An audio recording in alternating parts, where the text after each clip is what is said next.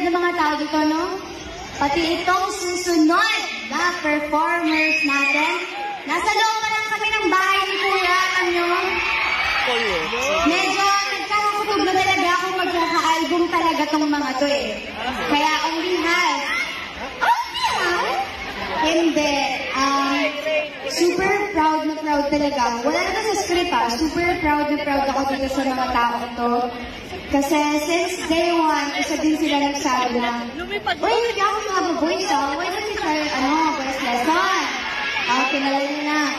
And very super proud ako sa tatlong to. Dahil,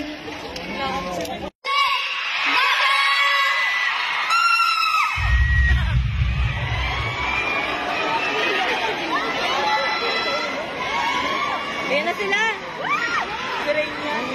Si Rain, si Colette, si Kai. Nakabang si Kai May bangs si Kai? May bangs. Di ba nga bumanap siyang